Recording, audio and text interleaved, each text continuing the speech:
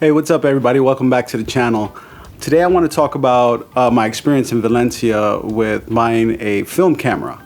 So not long ago, I was on a vacation in Valencia, and I just had a different experience with shooting film, and which led me to later on buy an XT3 and sort of just switch up my whole entire camera system, just completely based off of buying a film camera. And I never thought I'd ever say that.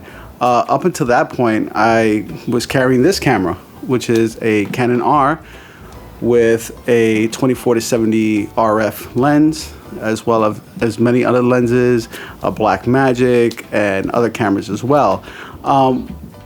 What led me to this basically was when I traveled. Every time I traveled, it was just a lot to carry around these bigger cameras. Now, they're not as big as the old DSLRs, which were even like worse. They were heavier, much bigger, and difficult to get around. But with these cameras, they were lighter, and there was a lot of excitement around them. When the Canon R came out, for me, because I was always a Canon user, was very exciting for me. So I went all in on the mirrorless systems, and at first it was exciting. It was new, but I started traveling and I stopped bringing my camera with me. Just going through the airports, having people look at you, and hearing other creators' experiences and other photographers' experiences with,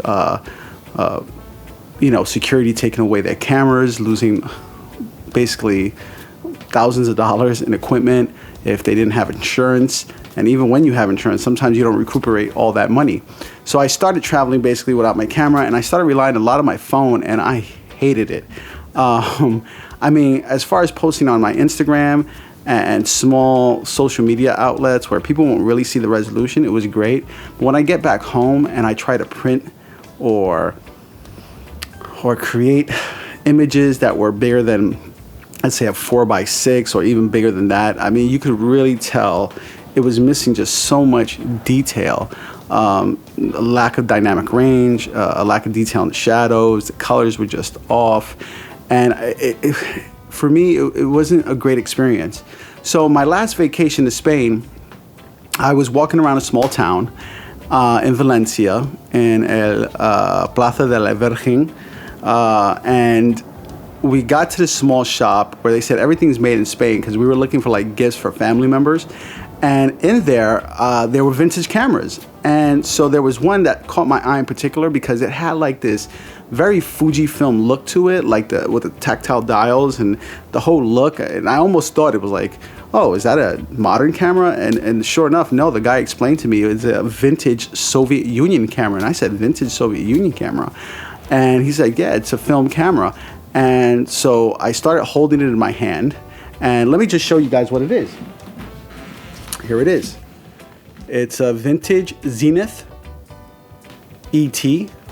And this lens also wasn't the lens that came with it. It was a 50 millimeter M42 mount lens. He told me he had a 28 millimeter lens, and I just thought, I mean, maybe this is too good to be true. And then he told me the total price, and I don't think you guys would believe how much he charged me for this whole thing right here. The lens, the vintage Soviet Union film camera, came out to about 150 euros, which is roughly about 100 and maybe 60 US dollars.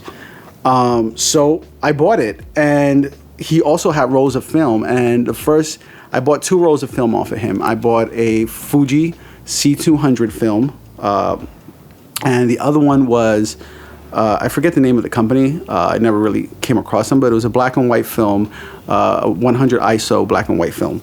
And I started going around Valencia and I started shooting it. And needless to say, I was having this almost like outer body experience where I couldn't really explain it that well to you guys, but it was like I actually was enjoying it. Like there was no screen on the back of this camera. There's no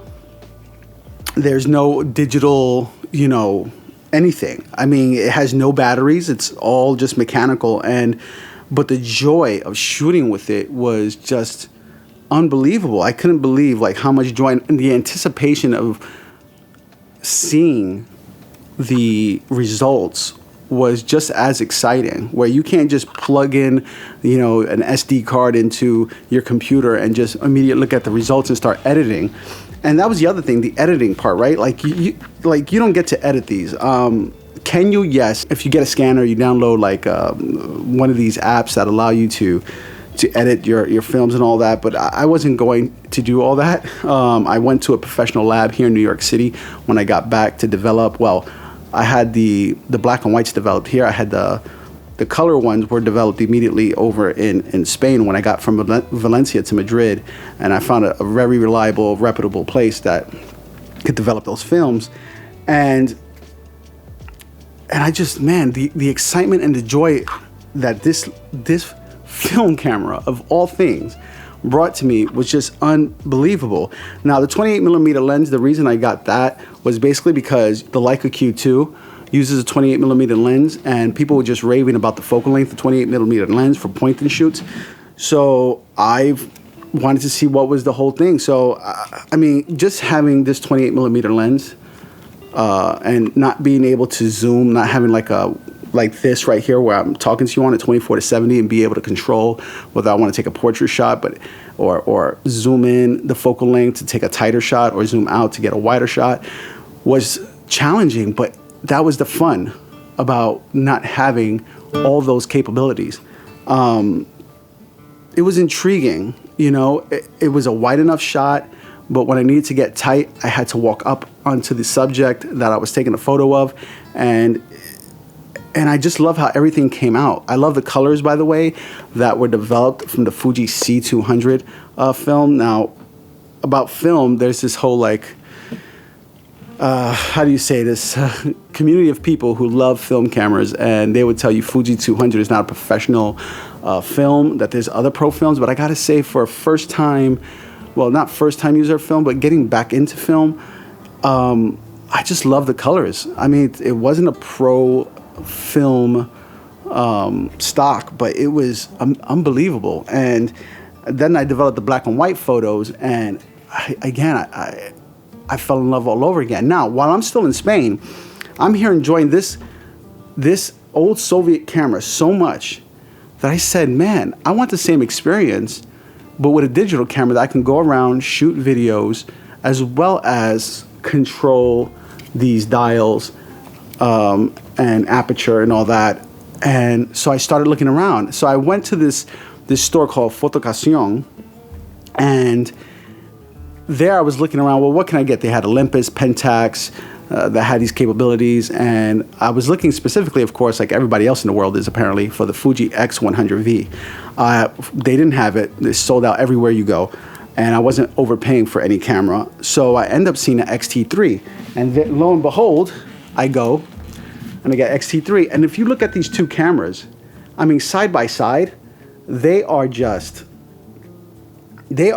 very similar, you know? The Zenith being an old vintage Soviet film camera and the Fujifilm digital camera, and they even feel the same. Now you can see this one is much bigger, the Zenith, and heavier too, because it's made of just like incredible metal. And the Fujifilm being much smaller and lighter. So now this is my daily driver right here. This is where I go. I don't even care anymore that, like, I have a flip out screen I'm looking at right now. I'm looking up at actually my Atomos Ninja, but I have the flip out screen on this side over here. And I used to rely on all this equipment. Now I'm just like, I don't care anymore. You know, I want to enjoy this. So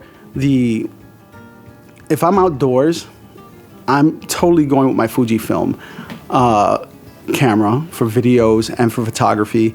And maybe on the weekend, I'll take this out and go and just shoot around New York City and just have fun with it. I'm going to do one video coming up, because what's really intriguing to me is that Fujifilm, the reason I got it was because it had all these film simulations, so that it sort of resembles the stock film that you put in these film cameras, these vintage film cameras. So I was able to get my hands on Acros which is Fujifilm's black and white, film simulation. And I was thinking, well, they have Acros built into Fujifilm, right? They have Acros built into this. And I have a stock of Acros for this. So I want to do a comparison of exactly how they compare, you know, how well the engineers at Fujifilm were able to emulate the stock images of Acros. So I think that's going to be fun. I'm going to do a video on that. But yeah, so I came across this. I fell in love. Now I'm part of this community, I guess, of film shooters, 35 millimeter film shooters. And now I've been really looking at a camera for 120 millimeters, a medium format. But I'm not going to jump into it right away. I'm still enjoying this really a whole lot. I can't believe the price I got all this for. It's Soviet made, but I'm telling you, it's so well. Now, some of the features of this camera and why I decided to get it, it's because it had a built-in light meter. So if you could see here, it has like this solar light meter on the front, and it can read the light and sort of give you a description of what that light is. And if you line up all these right here, so when you put in your film, you tell it what ISO your film is, and you line this up with the meter here, and it basically gives you your perfect exposure. And if you look at some of the film I have here, you'll see I took some that look underexposed. Believe it or not, the ones that are underexposed were taken with a light meter, and I did not purposely underexpose it. I sort of just pointed the light meter at what I wanted to expose, and then I used the settings on this mechanical one that was created by the Soviets.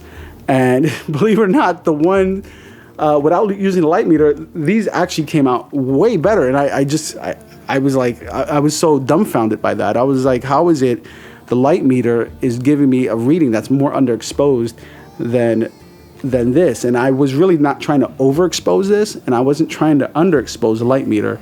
I was just trying to shoot what the light meter told me was the perfect exposure versus what the Zenith told me was the perfect exposure. I don't know if I did something wrong. I can't really tell you, but the photos speak for themselves. And what an amazing camera. I cannot believe this goes for so cheap, because everybody's like on Leica rangefinders spending thousands of dollars for something that basically does this. Well, let me not offend any Leica fans, but I just can't believe this is so cheap. And I'm so excited that I got it, and I'm so excited to shoot with it. And the fact that it has light meter was a game changer for me, because that means I don't have to go around with an extra light meter. And that's the whole point, right? That's the whole point of this. That's the whole point of the Fujifilm X-T3, getting that. It was basically about just getting rid of all this extra equipment, all the cages, the battery grips, the extra battery mounts, just everything, just letting go of everything, right? I'm tired of people just staring at me like, well, what is this guy filming? Is he filming me? Is this a full production? You know, like the stares that people give you. But when I'm walking around with just this and no extra gear, and I can meter it myself because they were genius enough to build this wonderful made light meter into this box, and there's literally no batteries, so I can go all day with this as long as I have film stock, was just absolutely, this thing is absolutely incredible. And the Fujifilm X-T3 has been incredible too. I put up a video recently of me shooting from my car explaining the experience again of Fujifilm X-T3, and that as well. I've just completely, I just sort of like, I don't care about the flip out screen. This thing's supposed to have incredible AI that can track my face, and so I'm just going to rely on that. You know, I'm just sort of just letting go of all this gear stuff, and I just want to be able to walk around. And so I'm happy to join this film community. I'm happy to have this camera. I probably just went off on a tangent, and I don't care, because that's what this channel is going to be. Me going on with tangents and me showing you what I'm doing. Thank you for watching. Thank you for joining me in this newfound love I have. And if any of you come across this YouTube video and want to explain what film cameras you have, or have any like places in New York that people meet up to shoot film, or maybe you know some spots where I can develop film that you have recommendations for. I found a pretty cool spot that's family owned and run, and I think they did a pretty good job with it. And yeah, so I'm going to continue shooting, continue making videos, and I'll see you all next time. Peace.